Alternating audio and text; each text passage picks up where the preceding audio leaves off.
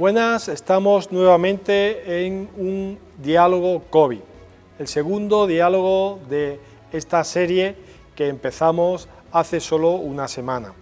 Contamos hoy con un invitado especial, un invitado muy relevante por su categoría profesional y por su alto nivel científico. Hoy contamos con el profesor Antonio Alonso, que desde el año 1985 que regresó de Inglaterra, se ha estado ligado al Hospital Regional Universitario durante muchos años en el servicio de inmunología, donde ha llegado a ser su jefe de servicio. El profesor Alonso es también catedrático de inmunología de la Universidad de Málaga y también profesor titular de la Universidad de Londres.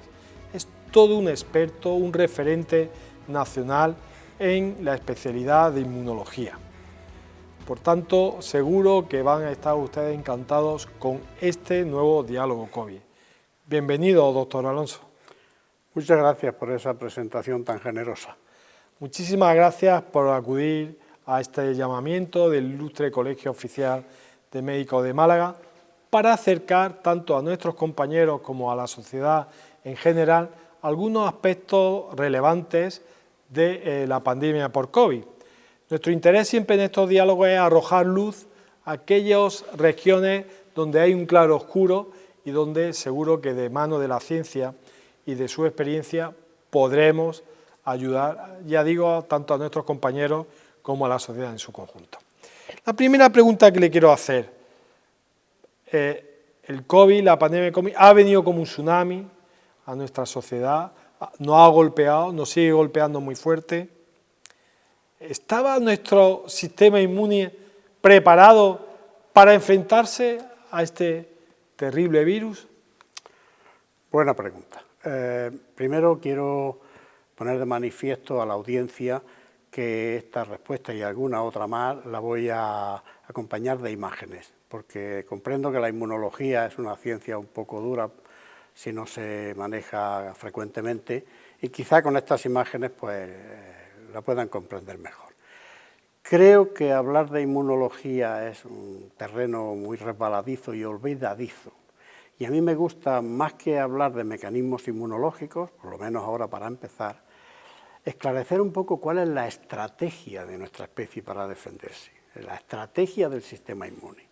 Y la estrategia del sistema inmune la tengo ejemplificada en esta primera figura, en la cual se muestra cómo la médula ósea es la fuente de donde nacen nuestras células de defensa, lo que yo llamo los soldados de defensa. Se producen todos los días muchísimos millones de soldados y esos soldados pueden reaccionar contra cualquier cosa. Tengo que decir que somos capaces de producir 10 elevado a 18 soldados diferentes. Es un 1 seguido de 18 ceros. Es decir, nosotros tenemos soldados para reconocer cualquier cosa en cualquier lugar del mundo y también para reconocer algo que todavía no existe. Por ejemplo, algo que se sintetiza de nuevo en un laboratorio. Ese es el potencial que tenemos. ¿Cuál es el gran dilema que tiene nuestro sistema inmunológico?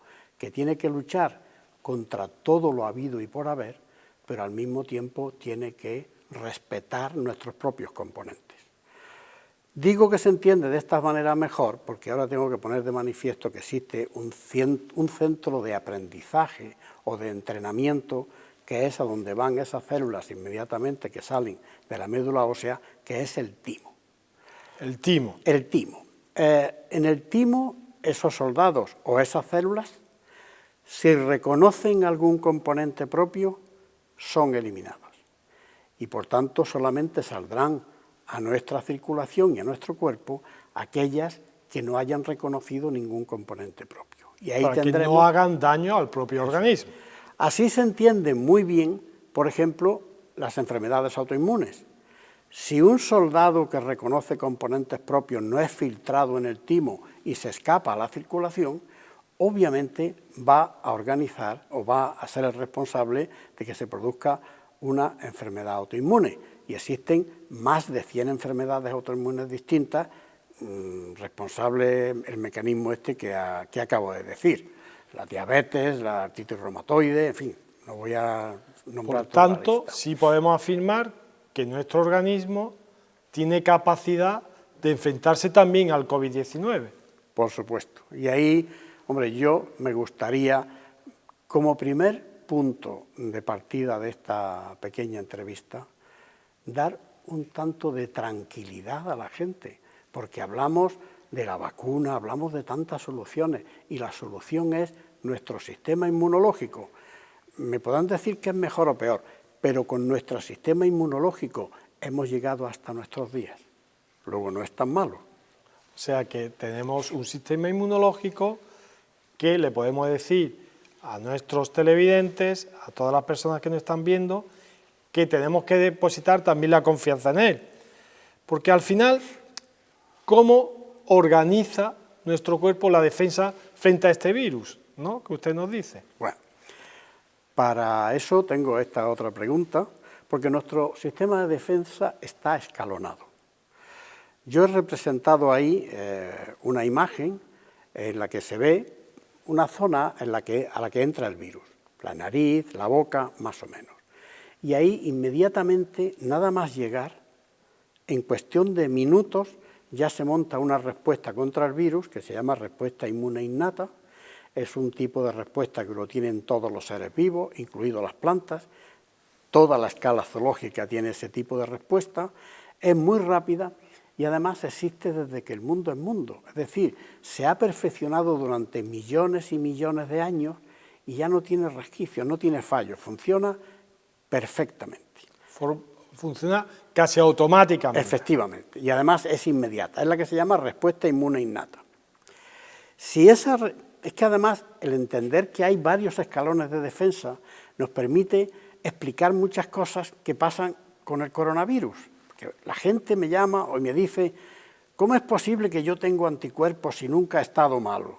Claro, la respuesta inmune innata ha terminado tu infección rápidamente y tú has seguido el curso de la respuesta inmune y al final has acabado con anticuerpos. Por eso no has tenido una clínica aparente, pero tienes una respuesta, porque la respuesta inmune innata se ha cargado el virus rápidamente.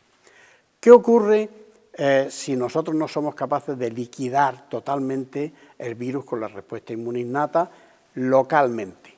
Lo que ocurre es que existen unos chivatos, que hoy ya sabemos que se llaman células dendríticas, que cogen el virus en la garganta, lo trituran y lo llevan a los órganos linfoides regionales más próximos, que son, como sabemos, la cadena ganglionar del cuello. Es la que exploran todos los pediatras cuando un niño tiene algún problema de oído, de garganta y tal, porque esos ganglios se ponen grandes, duelen, en fin, se ponen tumefacientes y molestan. Y allí se monta la otra respuesta. Es una respuesta mucho más joven, la tenemos hace unos miles de años, y por tanto no ha tenido tiempo de perfeccionarse tanto como la otra. Es súper sofisticada, ya veremos cómo funciona maravillosamente bien, pero de vez en cuando comete errores. Es la diferencia que hay entre un martillo y un ordenador. El martillo es la respuesta inmune innata. No le pidas maravillas, pero nunca se estropea. Sin embargo, la respuesta inmune adquirida es compleja como un ordenador y por tanto de vez en cuando comete un error. Sin una o sin otra, nosotros no estaríamos aquí, porque las dos funcionan de forma conjunta. Así se estratifica nuestra respuesta, ¿no? De alguna forma, nuestra defensa, ¿no? Efectivamente, tenemos estratificada nuestra defensa. Primero, respuesta inmune innata y después adquirida. Aquí tengo una imagen de lo que ocurre con la respuesta inmune innata. Ahí se ve un grupo de células, hay que imaginarse que ese es el fondo de nuestra garganta, ha llegado el virus. Y esas células, en cuanto el virus penetra, montan una respuesta inmune que consiste en la liberación de unos factores solubles que se llaman interferones tipo 1. Hace ya como casi 60 años que se descubrieron, pero han estado en el olvido más o menos porque nos hemos engorilado un poco con los anticuerpos, pero esos interferones tipo 1 son los que se sueltan de esas células, visitan a las células vecinas y las meten en un estado que se llama estado antiviral. Es decir, hay unas células infectadas, le mandan el mensaje a las células vecinas y esas células vecinas entran en el estado antiviral, que significa lo mismo. Si el virus está fuera, no lo dejan entrar, y si el virus está dentro, lo van a destruir. Ese es el primer escalón de nuestra defensa en la respuesta inmune innata. Y luego existe otro escalón, también localmente, en la respuesta inmune innata, que lo ejemplifico en esta imagen. Son las que se llaman células asesinas naturales, o células NK, también se les conoce por natural killer, que son las células que visitan todo el cuerpo. Tenemos como circulan por la sangre y los tejidos. Allí donde puede haber un enemigo están las células NK. Están presentes. Están presentes. Y esas células NK tienen la característica de que son capaces de reconocer a células que están infectadas y atacarlas, pero no atacan a células que no están infectadas por virus. De tal manera que cuando la célula NK se aproxima a una célula infectada por virus, le suelta unas sustancias químicas que tienen un nombre muy gráfico, se llaman perforinas, porque hacen agujeros en la membrana de la célula infectada y por esos agujeros penetran otras sustancias que actúan como tijeras, porque lo que hacen esas sustancias es cortar el material genético del virus y también de la célula. Ese sistema no puede ser más expeditivo. Tengo una célula que tiene virus dentro, no sé qué hacer para librarme del virus, pues mato al virus y mato a la célula. Y de esa manera también podemos explicar algunos fenómenos que ocurren en la enfermedad esta, porque las personas pierden el olfato. ¿Por qué pierden el olfato? Claro, es que hay que entender por qué se puede perder el olfato. Puede ser por la respuesta inmune innata, pero también veremos después que la respuesta inmune adquirida puede dañar las células del olfato y también las del gusto, y producir la anosmia y ageusia esta que se produce en esta enfermedad. Y me pueden preguntar incluso, bueno, ¿y luego cómo se recupera? Si hemos matado a las células, claro. Aquí nace un concepto que ya lo tenemos muy manido, pero que hay que saber manejarlo, que es el concepto de células madre. Las células madre están por todo el organismo, están quiescentes hasta que son necesarias y cuando hacen falta células nuevas se reproducen y repueblan otra vez para sustituir a las células que han muerto. Es lo mismo que pasa cuando a una persona le ponen quimioterapia, se le cae el pelo. Sí, la quimioterapia le mata parte de las células, pero allí están las células madre, dejan la quimioterapia y a las pocas semanas empieza otra vez a salir el pelo. Cuando el organismo requiere su participación, las células madres dan respuesta para sustituir aquellas células que han desaparecido. Efectivamente. Usted nos ha hablado muy bien del tema de la respuesta innata.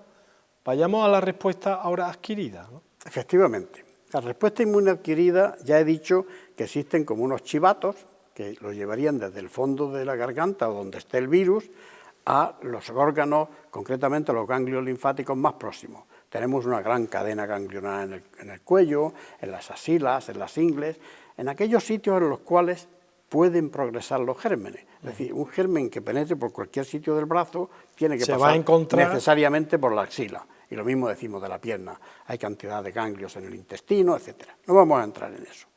¿Qué ocurre? Que estas células dendríticas que han captado el virus en la garganta lo trocean sus proteínas y se lo enseñan a dos células muy importantes que van a encontrar en el ganglio. Y ese es el principio de la respuesta inmune adquirida, porque allí van a encontrar a los linfocitos T y van a encontrar a los linfocitos B. Los B van a ser los encargados de producir los anticuerpos y los T ya veremos que tienen una función parecida a la de las células NK, pero muy dirigida ya específicamente a células concretas. Y ese es el segundo escalón, la respuesta inmune adquirida, que es absolutamente exquisita, pero que de vez en cuando hemos dicho que comete algunos pequeños errores. Aquí tenemos lo que ocurre, por ejemplo, cuando esa célula dendrítica entra en contacto en un ganglio con la célula T apropiada.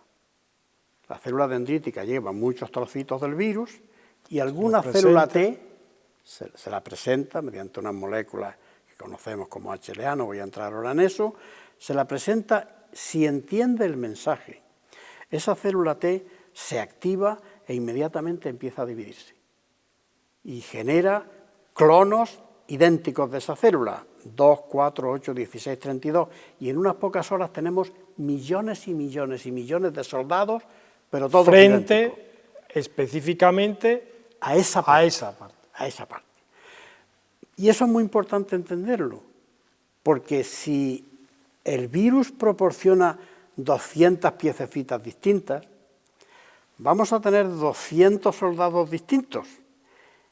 Y si es una vacuna, vamos a tener 200 respuestas. ¿Por qué digo todo esto? Porque a lo mejor luego sale que el virus muta. ¿Qué va a pasar con las vacunas?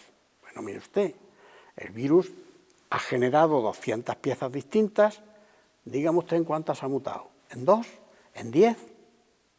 Todavía nos quedan 190, contra los cuales la vacuna va a ser efectiva. La gente está, incluso los científicos hablan de que hay que ver, la vacuna ya no va a funcionar. Mire usted, la proteína más sencilla tiene 1293 aminoácidos, me parece que es la proteína S. Y se parte en trocitos de 8 a 20 aminoácidos. ¿Cuántos trocitos nos salen? Muy fácil, se divide por 10 y nos salen 100 y pico, muy largo. Si una mutación del virus estropea a 10 de esos trozos, todavía nos quedan todos los demás efectivos para reconocer con la vacuna. Yo en este sentido con las vacunas estoy muy tranquilo. Lo que pasa es que la gente, hombre, saca primero el problema, que no es problema.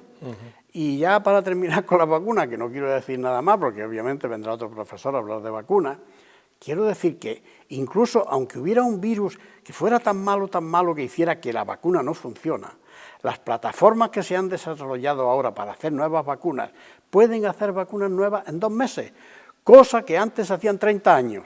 Que era imposible. ¿Cuál está el problema con las vacunas? Por tanto, usted aboga por darle un voto de confianza tanto a nuestra respuesta natural de nuestro cuerpo, de una forma innata o de una forma natural, ¿no?, adquirida, y también a las vacunas. O sea, por supuesto. No levantemos ya la bandera de la rendición, ¿no? No, vamos, es que yo lo tengo seguro. La solución a este problema viene vía vacuna. ¿Y qué hace nuestro sistema inmune? Mantenernos vivos hasta que venga la vacuna, que no es poco, ¿eh? Yo entiendo que ha quedado más o menos claro esta fase de estratificación, hemos visto los diferentes tipos de inmunidad y vamos a seguir un poco avanzando. Voy a una pincelada nada más. Primero decir dentro de esta figura que estas células T tienen 2 mecanismos de muerte, lo que he dicho antes de la perforina y la tijera que corta el material genético. Y también tengo que poner de manifiesto que cuando se empiezan a dividir estas células, hay unas poquitas que no se convierten en soldados para matar, se convierten en células de memoria. Y esas células de memoria ya se ha visto que duran hasta 100 años en nuestro cuerpo. Es decir, cuando se habla de memoria que va a producir la infección o de memoria que va a producir la vacuna, yo tengo que decir que hay ejemplos en los cuales la memoria ha durado más de 100 años, como por ejemplo la gripe española, que era otro virus. Que ha cumplido ahora más de 100 años. Yo no quiero decir que esta vaya a producir más de 100 años, pero que hubo muchas personas que se han infectado ya hace bastantes meses y todavía siguen teniendo defensas. Y es que con las defensas además tenemos otro problema, y es que tenemos varias vías de ataque, pero somos capaces de medir nada más que una. Yo creo que lo voy a tocar después en otra pregunta. En el pueblo, en los laboratorios, en la calle, tú puedes hablar de anticuerpos y tú mides anticuerpos. ¿Puedes medir células NK? No. Y hemos visto que es un mecanismo de ataque. Muy importante. ¿Pueden medir linfocitos T, que acabo de mencionarlo? No, y es muy importante. Luego estamos ahí porque no hay otra forma de hablar y no podemos medir tampoco interferones. Es decir, nos estamos guiando por los anticuerpos porque es lo único que podemos medir, los anticuerpos. Pero realmente... Háblenos un poco de los linfocitos B y por tanto de los anticuerpos. Rápidamente. Los linfocitos B ocurre lo mismo. Una vez que llega la célula dendrítica al ganglio, se presenta esos trocitos de que hemos hablado al linfocito B, también se va a producir una multiplicación tremenda del linfocito B que entienda ese mensaje, se va a producir un clon extraordinario y unas poquitas células también se quedan como memoria. Es decir, que vamos a tener memoria B y memoria T, que esperemos que dure mucho tiempo. Y una vez que se ha producido esa tremenda expansión, que son millones y millones de células, esas células empiezan a producir rápidamente, en cuestión de 2 o 3 días, ya aparece la primera inmunoglobulina en la sangre, que es la IgM. Y esas celulitas de memoria, si entran en contacto de nuevo con el virus, entonces se produce una respuesta, pero que ya en este caso es de IgG. Y esta imagen que traigo aquí es muy demostrativa. ¿Por qué? Porque la IgM es una inmunoglobulina muy grande, no puede salir de la sangre. Esa inmunoglobulina guarda el polvorín, lo más sagrado para nosotros, porque si el virus te llega a la sangre, se distribuye rápidamente por todo el organismo. Por tanto, esa inmunoglobulina, que tiene como 10 brazos para coger cada uno de ellos a un virus, es muy útil para temas de urgencia. Pero, como he dicho, si las células de memoria entran en contacto con el virus, porque el virus permanece ahí el tiempo suficiente, estas producen una inmunoglobulina que inicialmente también se vierte a la sangre, pero esa inmunoglobulina viaja por todo el cuerpo, está en la saliva, en las lágrimas. No solo en la sangre. Está por todos los tejidos, se sale con la piel y la madre se la pasa al feto. O sea, es la inmunoglobulina por excelencia. Además tiene una afinidad por el virus tremendo. Y además tiene mecanismos para decirle al sistema inmune, aquí llevo un virus, haz algo para quitarlo del medio. Y pone en marcha mecanismos para que nos podamos librar del virus. O sea que cuando el linfocito B genera las inmunoglobulinas, la inmunoglobulina M y la G, está generando unas armas eficacísimas. Eficacísimas. Pero claro, todos estamos aprendiendo con el tema del coronavirus. Y la gente pregunta, oye, yo tengo IgM. Digo, mira, no te sirve para nada. La sangre es maravilloso, allí no va a llegar. Tú vas a estar protegido cuando realmente aparezca la IgG, que es la que viaja por todo el cuerpo y va a estar allí esperando a la garganta que llegue el virus otra vez para cogerlo inmediatamente, o a los ojos, a donde sea. Por tanto, es importantísimo que en el desarrollo de la inmunidad frente a este virus lleguemos a tener altos niveles de inmunoglobulina G. G, efectivamente. Y hay otra inmunoglobulina que también puede luchar contra el virus, y no la he mencionado, ahora diré por qué, que es la inmunoglobulina A.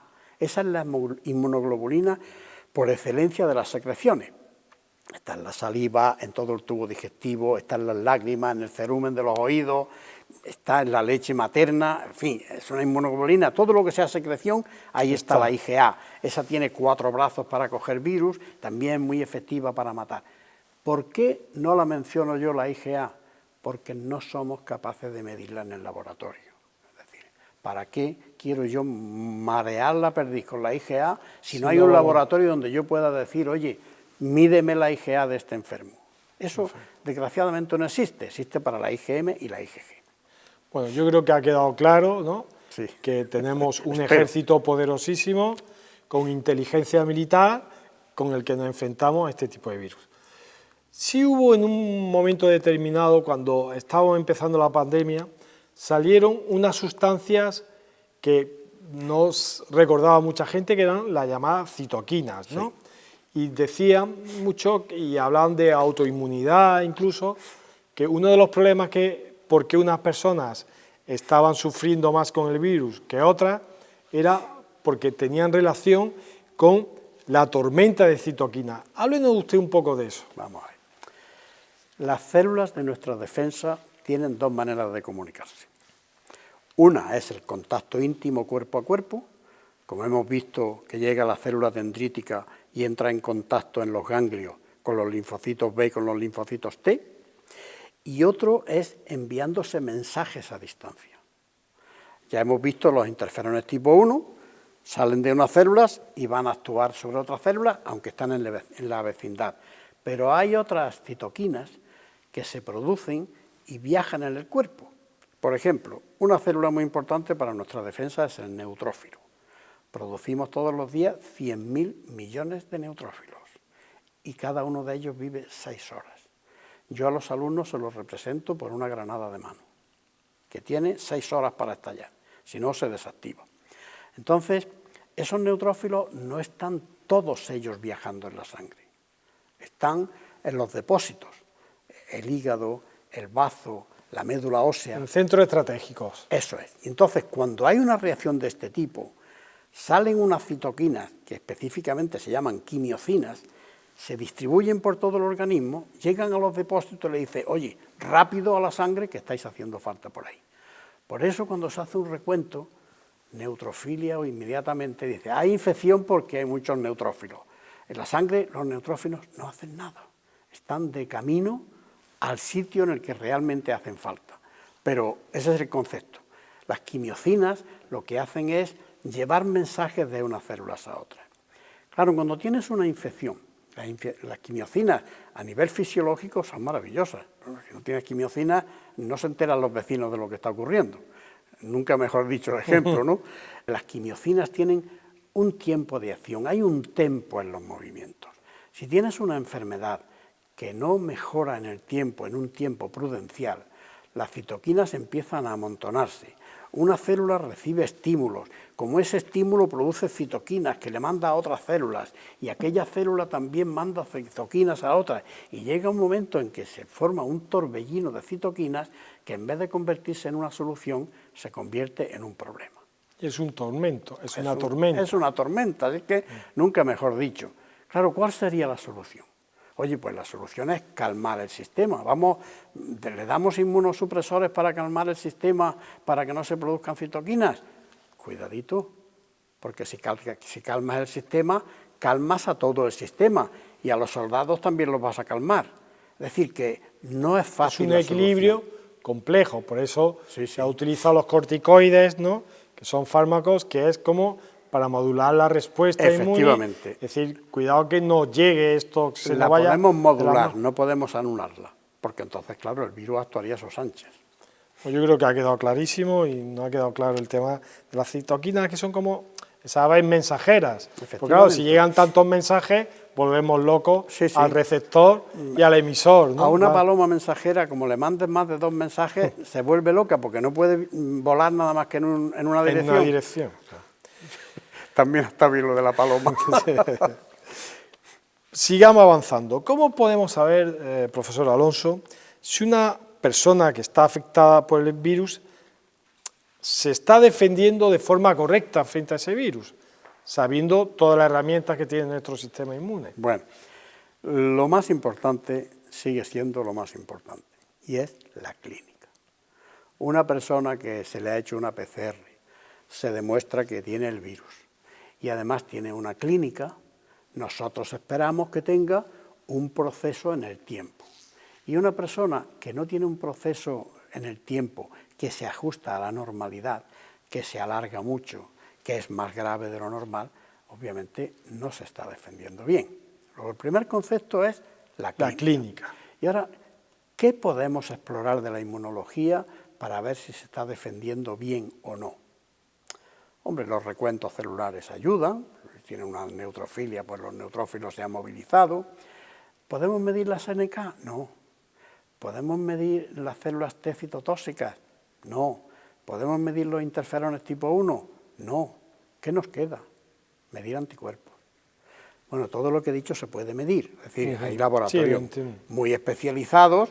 Tú le dices, mira, vamos a estudiar esto. No es para el uso clínico diario. No, se dice, vale, vamos a estudiarlo, vamos a tardar 15 días en darte los resultados.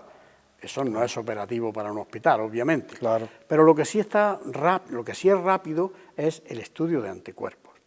Si una persona, yo he aprendido mucho, hemos aprendido todos, porque éramos unos negados con este virus que es endemoniado y se comporta como se comporta. A mí al principio me preguntaban, y yo me he convertido sin quererlo casi en un consultor, y yo pregunto a la vez a mis compañeros obviamente de otros aspectos, pero me preguntaba, oye, yo tengo IgM pero no tengo IgG. Digo, tiempo es tiempo. Y efectivamente, si tú tienes IgM, la respuesta inmune se ha puesto en marcha, y siempre acaba en IgG. Lo que no sabemos es cuánto tiempo va a tardar en aparecer esa IgG, y lo más triste de todo es que no sabemos cuánto tiempo se va a mantener. Y no lo vamos a saber hasta que no pase el tiempo, es decir, todas estas pruebas tienen que pasar lo que se llama la prueba del tiempo. Mira, si el enfermo más antiguo lleva 1 año, Podemos hablar un año, todo lo que hablemos de un año para adelante son suposiciones. Son suposiciones. Y por tanto, la IgG, es nuestra gran esperanza de que se mantenga en el tiempo. Aunque tengo que decir que enfermos en los cuales se ha decaído significativamente la IgG se defienden perfectamente del virus, lo cual quiere decir que los otros factores que no podemos medir, por ejemplo, los linfocitos T citotóxicos, están funcionando maravillosamente bien. Una cosa muy importante en un momento determinado, cuando no había forma de diagnosticar de forma sencilla si una persona estaba infectada o no, pues empezó la ciencia, los laboratorios, a hacer test que hicieran posible que pudiéramos llegar rápido al diagnóstico, ¿no? ¿Usted cree que se ha respondido de forma aceptable poniendo a disposición rápido diferentes tipos de test para saber en un momento determinado en qué fase del proceso de la infección por COVID estábamos, si estábamos infectados? Bueno, pues a esa pregunta tengo que responder sí y no. ¿Por qué? Porque el dinero es muy malo.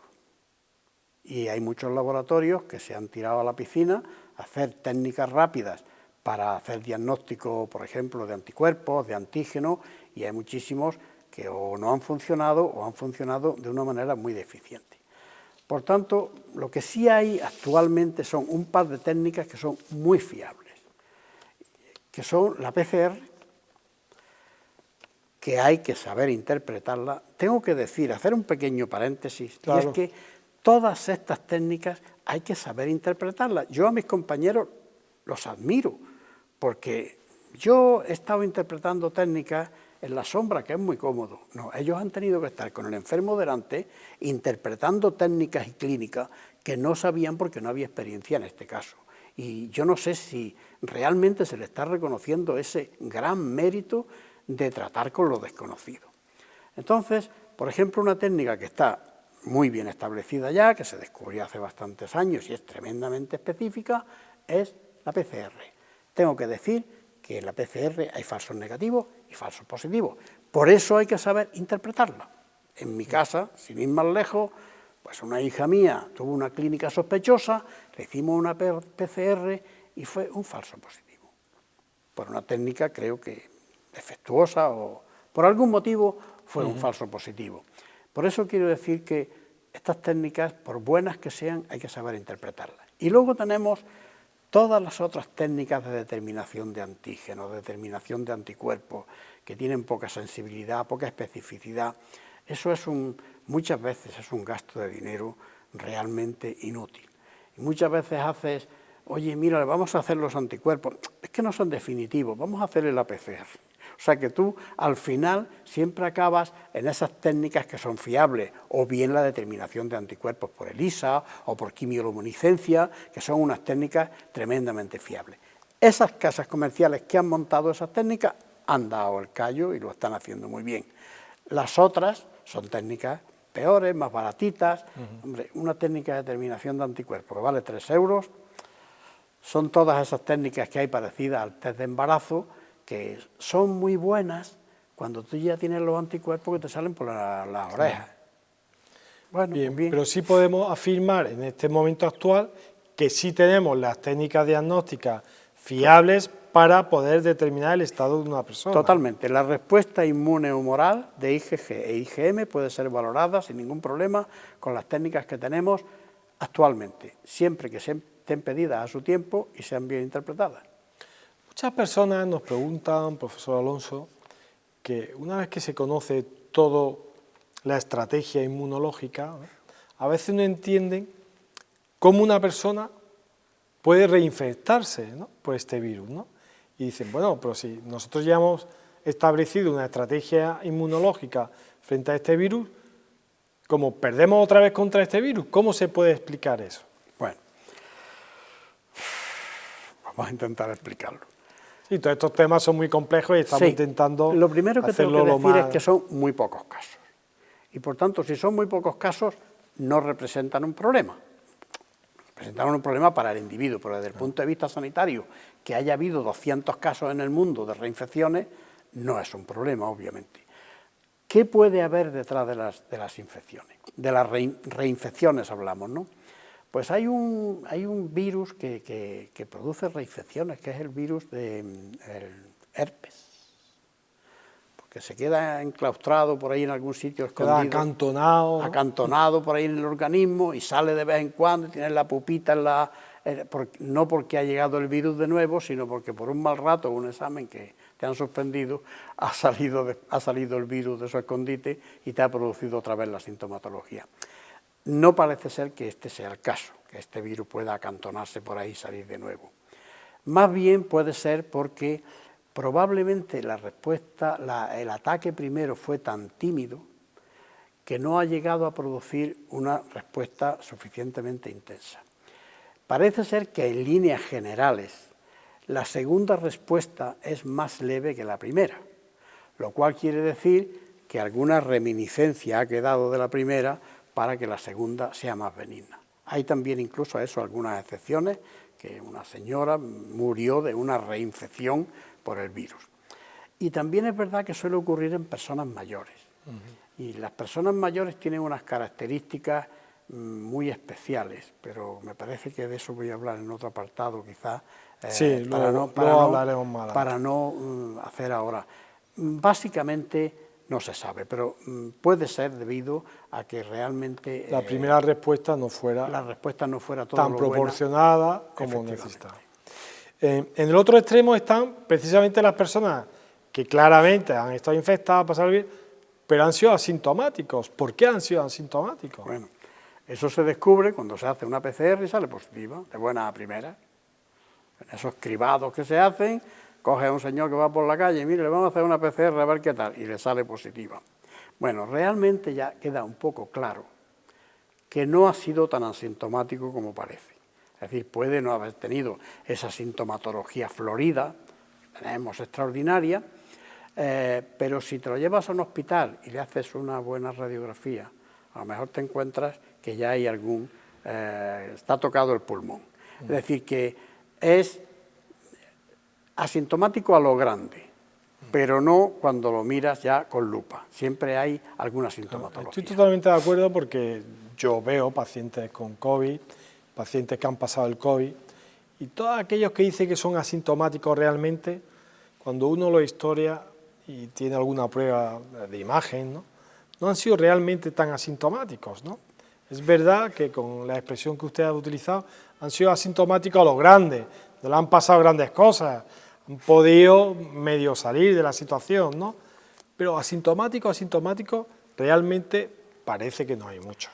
Es maravilloso que ellos piensen que son asintomáticos. Mejores. Sabemos, profesor Alonso, que los niños no sufren los cuadros tan graves como las personas adultas, incluso los ancianos, ¿no? Y muchas personas se preguntan si eso también tiene que ver con la inmunidad, como decía antes, ¿no? Bueno, para poder responder esta pregunta y que lo entienda la audiencia, creo que tenemos que imaginarnos cómo se defiende un niño y cómo se defiende una persona anciana. El niño está recibiendo permanentemente cantidad de soldados, linfocitos de su médula ósea, que es donde se producen, y van pasando por el timo, y todos aquellos que reconocen algún componente propio mueren, y los que no reconocen ningún componente propio salen a la circulación sin saber ni siquiera contra quién van a reaccionar. Pero si un niño recibe en esa situación, recibe al coronavirus, seguramente va a encontrar 100, 200, 300 células que pueden reconocerlo y cada una de esas células se activará, empezará a producir multiplicación de ella misma, es decir, tiene una respuesta muy florida. ¿Por qué? Porque el niño no ha padecido batallas todavía inmunológicas, es decir, es virgen y tiene todos los soldados listos para la batalla. Está el ejército fresco. Efectivamente. Vamos a imaginarnos ahora a un señor de 90 años. Si nosotros fuéramos capaces de mirar en su sangre o en su cuerpo qué tiene este señor, nos encontraríamos muy pocos soldados, pero muchas células de memoria. Porque este señor ya ha padecido tantas batallas inmunológicas que ha ido gastando sus soldados en las batallas esas. Y por tanto, soldados vírgenes para luchar contra cosas nuevas le quedan muy pocos. Y si le llega el virus a ese señor, resulta que no va a tener savia fresca para montar una buena respuesta. Ahora, si le llega otro virus que lo ha padecido a lo largo de su vida 3 veces, va a hacer una respuesta maravillosa. Ese es el problema que tiene la vejez ahora con el tema de los viajes, que a veces son no recomendables. Afortunadamente tenemos las vacunas, pero que un señor muy mayor de 80 años se meta ahora en Sudamérica sin un programa de vacunación en condiciones, es una bomba. Es exponerse, claro. Es exponerse, porque va a llegar allí y los gérmenes que se encuentra no eran los que tenía aquí y su memoria no está preparada para aquello. Y por otro lado no tiene los soldados frescos para luchar de manera apropiada. Es lo que ocurre también cuando encuentran en las selvas grupúsculos de indígenas que no han entrado en contacto con la civilización. Ellos viven en su pequeño mundo, con sus gérmenes, se entienden con ellos y se defienden muy bien. Pero si nosotros llegamos y le contagiamos gérmenes nuevos, en muchas ocasiones se puede acabar con una colonia de individuos aislados de esa manera. Por tanto, la inmunidad ha tenido mucho y sigue teniendo mucho que ver. Muchísimo. Claro. Luego hay otro factor que no es tan inmunológico, que lo está estudiando muy bien el Centro Nacional de Investigaciones Oncológicas. Y es que nuestras células tienen cromosomas y en los extremos de los cromosomas hay una cosa que se llama, el último tramo del cromosoma se llama telómero. Y esos telómeros son los que determinan la capacidad que tiene una célula para dividirse. De tal manera que una célula muy fresca se divide muy bien, pero cada vez que se divide pierde un poquitín de telómero. Y así sucesivamente, el niño tiene los telómeros intactos. Llega el virus, la célula tiene que dividirse, ¿qué problema hay? Están los telómeros enteros y hace unas divisiones maravillosas. Pero en una persona mayor los telómeros ya están muy cortos y entonces llega el virus, hace el reconocimiento, pero la célula no es capaz de hacer esas divisiones tan rápidas y tan eficientes como las que hace el niño.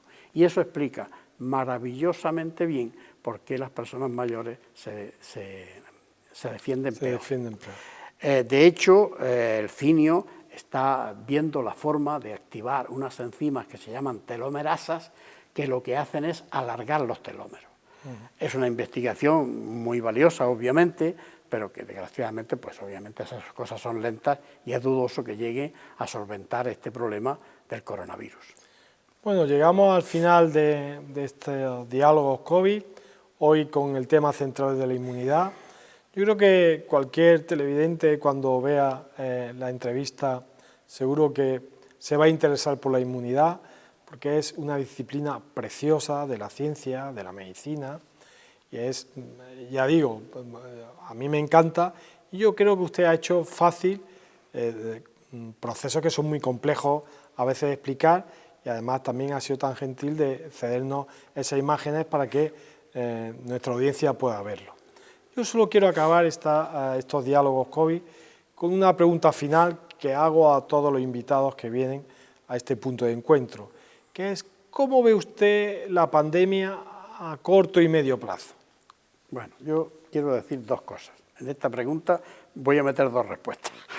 Lo primero, yo la pandemia la veo con optimismo, pero no pierdo de vista una cosa muy importante, que actualmente ya están muriendo todavía en España 500 o 600 personas. Desgraciadamente. Y nos estamos acostumbrando a ello, que es lo más desgarrador que existe. Y quien pudiera hacer cosas no está haciéndolo como tendría que hacerlo. Pero a pesar de eso, lo miro con optimismo. Y lo miro con optimismo porque ha habido un movimiento increíble de la ciencia, inimaginable hace muy poco tiempo, con el desarrollo de vacunas absolutamente novedosas.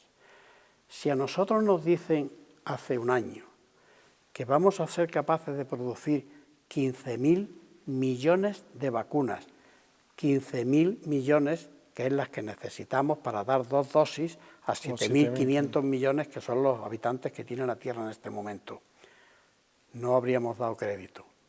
Pues cuando es necesario, la sociedad reacciona, y lo hemos hecho como reaccionan las hormigas, todas a uno, para producir la única solución que va a tener esta pandemia, que van a ser las vacunas. Y la otra parte también está relacionada con lo mismo. En las vacunas hay mucha gloria y también mucha miseria, porque en las vacunas hay intereses políticos. Bueno, acuérdense de un presidente importante que quería mandar sobre el tema de las vacunas. Intereses económicos ya no quiero ni decirlo, aunque esos son más legítimos. Y por último también quiero decir que hay muchos intereses científicos. Y es por esos científicos por los que yo quiero romper una lanza. Normalmente son ratones de laboratorio, los están obligando a trabajar 24 horas con malos sueldos, en precario, sin sueldos fijos. Eso es una constante en todo el mundo. Más grave en unos sitios, menos grave en otros. Yo quiero romper una lanza por esos científicos.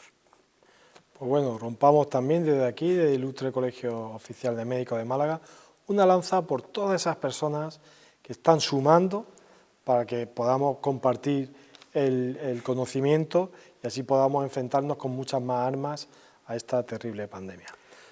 Muchísimas gracias, profesor Alonso, por compartir su tiempo con nosotros, su ciencia, su docencia, y seguro que nos veremos en próximas ediciones de estos diálogos COVID y seguro que nuestra audiencia estará contentísima con sus explicaciones. Muchas gracias, doctor Trujillo, y también al Colegio de Médicos que nos ha permitido hacer esta charla aquí. Gracias.